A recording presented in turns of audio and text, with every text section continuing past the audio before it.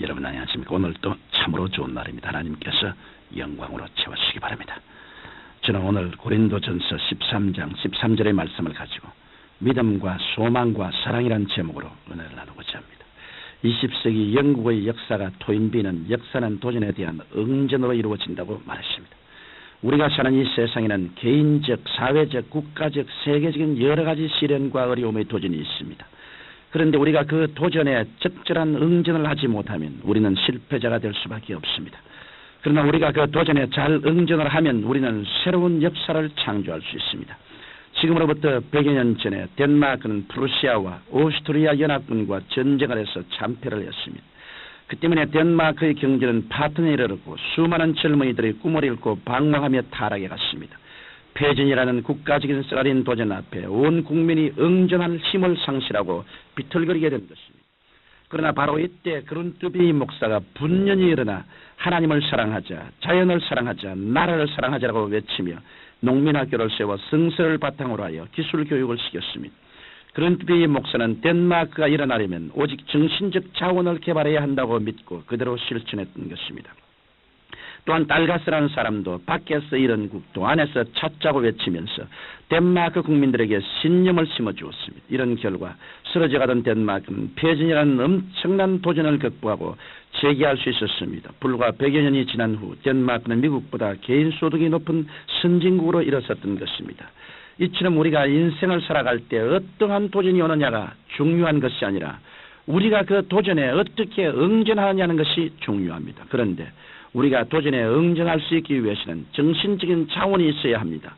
저는 오늘 우리가 어떠한 도전에도 능히 응전하면서 위대한 역사를 창조할 수 있는 세 가지 정신적인 자원에 대하여 말씀드리겠습니다. 첫째로 우리가 필요한 자원은 믿음입니다. 저는 오스트레일리아에 갔다가 백화점 체인의 왕이 되는 분과 대화를 나눈 분의 이야기를 들어보았었습니다. 그분은 국민학교, 중학교, 고등학교 때 줄곧 낙제생이었습니다. 그는 부모님이 학교에 많은 기부금을 내어준 덕분으로 겨우 고등학교까지 졸업했습니다.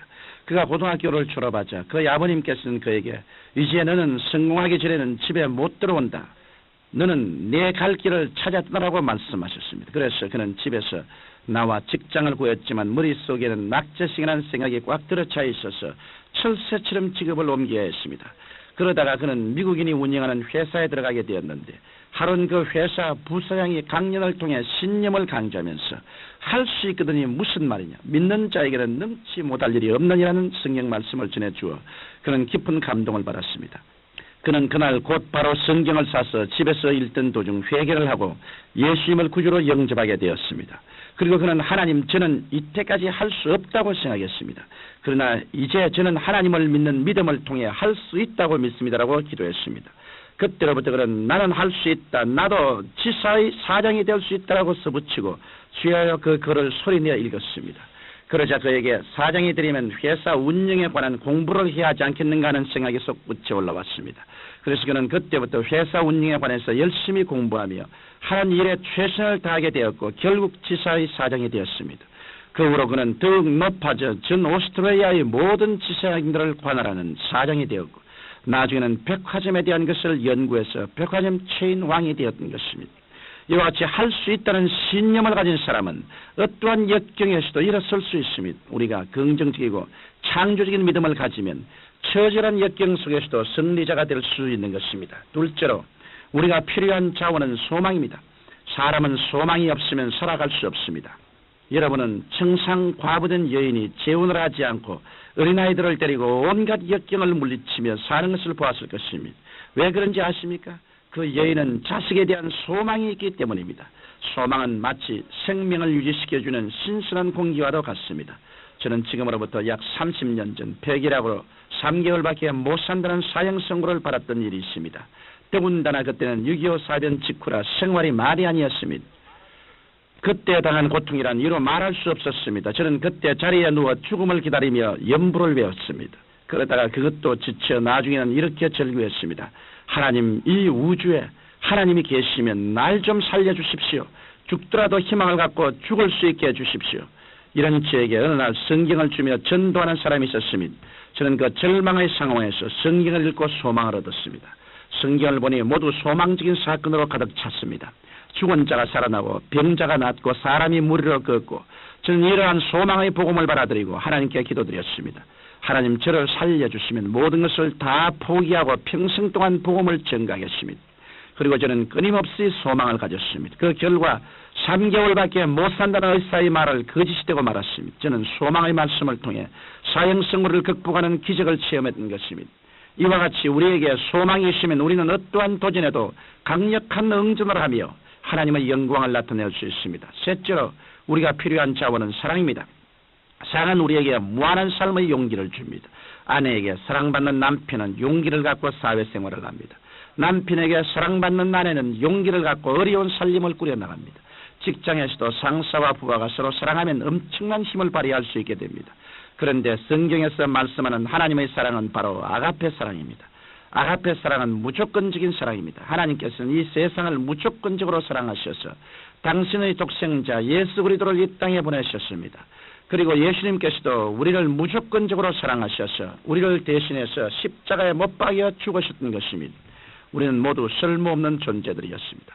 우리는 이제는 한결같이 거짓말장이요 방탕한 자요 더러운 자였습니다. 그러함에도 불구하고 예수님께서는 우리를 무조건 용서하시고 사랑해 주셨습니다. 이러한 예수님의 사랑을 받을 때만이 우리는 우리 자신을 사랑할 수 있습니다. 오늘 얼마나 많은 사람들이 자신을 학대함으로 무서운 열등의식과 좌절감 속에서 신음하고 있는지 모릅니다. 그러나 여러분이 천지와 만물을 지으신 하나님께 사랑받고 인정받는다고 생각해 보십시오. 얼마나 큰 위로와 용기가 됩니까? 하나님께서 나를 친아들로 사랑해 주시고 보혜사 성령님을 보내 나를 지켜주신다. 이러므로 온 세상이 날 버려도 나는 두렵지 않다. 나는 살아갈 가치가 있는 존재이다. 이와 같은 생각이 들 때 여러분은 결코 좌절하지 않고 낭망하지 않으면서 역경을 극복할 수 있을 것입니다. 이러므로 하나님의 사랑, 즉 아가페 사랑만이 가장 위대한 사랑이요 가장 위대한 자산인 것입니다. 청취자 여러분, 믿음과 소망과 사랑 이 세 가지는 그 어느 자산보다도 가장 위대한 자원입니다. 여러분이 이 세 가지 자원을 잘 개발하면 여러분은 모든 도전에 바로 응전하여 승리할 수 있습니다. 작은 도전은 작은 역사밖에 창조하지 못합니다. 그러나 문제는 도전에 있지 않습니다. 어떻게 응전하느냐에 달려 있습니다. 이러므로 여러분은 예수님 안에서 믿음과 소망과 사랑을 응전의 차원으로 삼고 도전에 대처하십시오. 그럴 때 여러분은 참으로 놀라운 힘을 나타내며 위대한 삶을 살아갈 수 있을 것입니다. 하나님 아버지, 모든 사람의 마음속에 믿음, 소망, 사랑을 가지고 세상에 나오는 역경을 위대한 축복으로 변화시키는 창조적인 힘을 발휘하게 도와주옵소서. 예수님 이름으로 기도합니다. 아멘.